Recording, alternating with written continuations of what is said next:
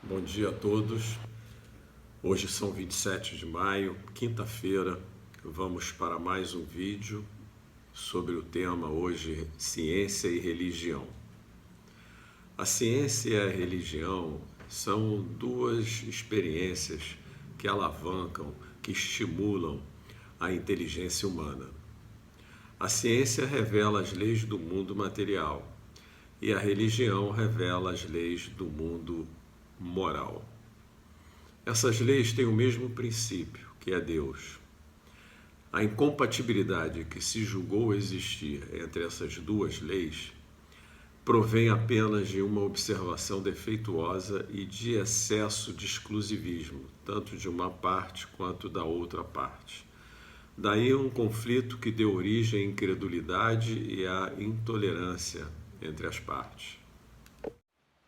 São chegados os tempos em que os ensinamentos de Cristo têm que ser completados, em que o véu intencionalmente lançado sobre algumas partes desse ensino tem de ser levantado, em que a ciência, deixando de ser exclusivamente materialista, tem de levar em conta um elemento espiritual e, em que a religião, deixando de ignorar as leis orgânicas e imutáveis da matéria, como duas forças que são, prestarão um mútuo concurso. Então, não mais desmentida pela ciência, a religião adquirirá inabalável poder, porque estará de acordo com a razão, já se lhe não podendo mais opor à irresistível lógica dos fatos. Ciência e religião tendem a se completar. A ciência e a religião não puderam até hoje entender-se, porque, encarando cada uma as coisas do seu ponto de vista exclusivo, reciprocamente se repeliam. Faltava um traço de união que as aproximasse. Esse traço de união está no conhecimento das leis que regem o universo espiritual e suas relações com o mundo corpóreo. Leis tão imutáveis quanto as que regem o movimento dos astros e a existência dos seres. Uma vez comprovadas pela experiência essas relações, nova luz se fez. A fé dirigiu-se à razão. Esta nada encontrou de ilógico na fé. Vencido foi o materialismo. Mas como em tudo na vida, esse momento há pessoas que ficaram para trás, até que vão ser arrastadas por um movimento geral. É toda uma revolução que nesse momento se opera e trabalham os espíritos.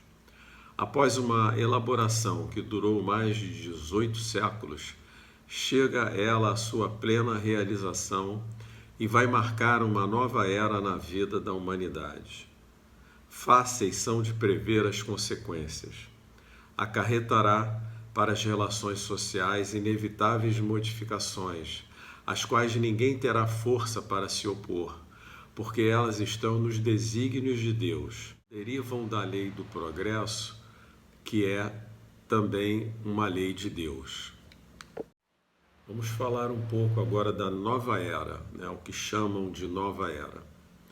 Deus é único. E Moisés é o Espírito que ele enviou em missão para torná-lo conhecido não só dos hebreus, como também dos povos pagãos. O povo hebreu foi o instrumento de que se serviu Deus para se revelar por Moisés e pelos profetas.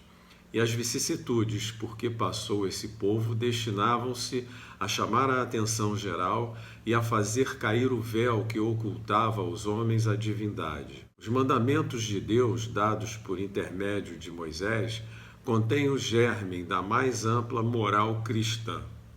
Os comentários da Bíblia, porém, restringem-lhe o sentido, porque, praticada em toda a sua pureza, não teriam então compreendido. Mas nem por isso os 10 mandamentos de Deus deixavam de ser um início brilhante, qual farol destinado a clarear a estrada que a humanidade tinha que percorrer. A moral que Moisés ensinou era apropriada ao estado de adiantamento em que se encontravam os povos que ela se propunha regenerar. E esses povos, semi-selvagens, quanto ao aperfeiçoamento da alma, não teriam compreendido que se pudesse adorar a Deus de outro modo que não por meio de holocaustos, nem que se devesse perdoar a um inimigo. Notável do ponto de vista da matéria e mesmo do das artes e das ciências, a inteligência deles, muito atrasada, se achava em moralidade e não se houvera convertido sob o império de uma religião inteiramente espiritual. Era-lhes necessária uma representação semimaterial, qual a que apresentava então a religião hebraica.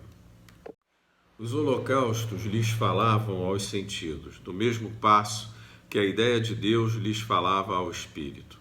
O Cristo iniciou a mais sublime moral, da moral evangélico-cristã, que há de renovar o mundo, aproximar os homens e torná-los irmãos, que há de fazer brotar de todos os corações a caridade e o amor do próximo, e estabelecer entre os humanos uma solidariedade comum, de uma perfeita moral, enfim, que há de transformar a terra, tornando-a morada de espíritos superiores aos que hoje a habitam.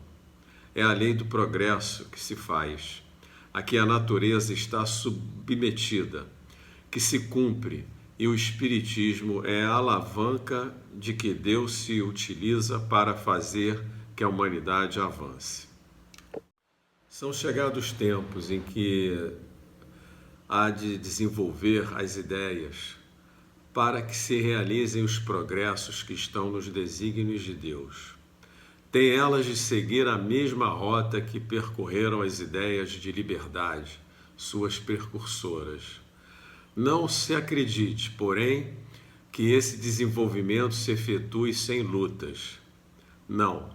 Aquelas ideias precisam, para atingirem a maturidade, de abalos e de discussões, a fim de que atraiam a atenção das massas. Uma vez isso conseguido, a beleza e a santidade da moral tocarão os espíritos, que então abraçarão uma ciência que lhes dá a chave da vida futura e descerra as portas da felicidade eterna. Moisés abriu o caminho, Jesus continuou a obra e o Espiritismo a concluirá. A revelação e a revolução que se apresta é antes moral do que material.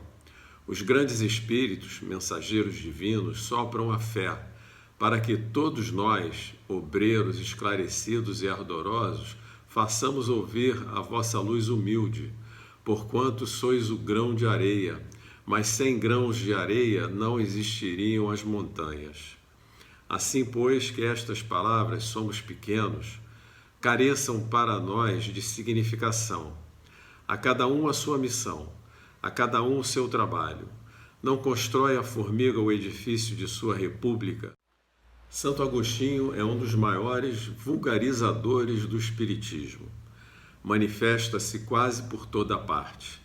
A razão disso encontramos na vida desse grande filósofo cristão. Pertence ele à vigorosa falange dos pais da Igreja, aos quais deve a cristandade seus mais sólidos esteios.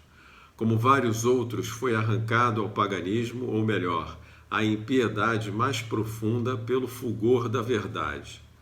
Quando entregue aos maiores excessos, sentiu em sua alma aquela singular vibração que o fez voltar a si e compreender que a felicidade estava longe, não nos prazeres enervantes e fugitivos. Quando, afinal, no seu caminho de Damasco, também lhe foi dado ouvir a santa voz e clamar-lhe: Saulo, Saulo, por que me persegues? Exclamou: meu Deus, perdoai-me, creio, sou cristão. É possível Santo Agostinho demolir o que edificou? Certamente que não. Como tantos outros, ele vê com os olhos do Espírito o que não via como homem. Liberta sua alma a entrever claridades novas, compreende o que antes não compreendia. Novas ideias lhe revelaram o sentido verdadeiro de algumas sentenças. Na terra, apreciava as coisas de acordo com os acontecimentos, com os conhecimentos que possuía. Esse texto é parte inicial do livro O Evangelho segundo o Espiritismo, que pretendo trazer para os nossos vídeos para que possamos reviver todo esse conteúdo de suma importância para o estudo e aprendizado da doutrina espírita, dessa doutrina cristã que nos faz tão bem, que nos traz tanta esperança e amor aos nossos corações. Muito obrigado pela sua presença aqui. Peço que divulguem suas redes sociais para que possamos divulgar a doutrina espírita, a doutrina cristã.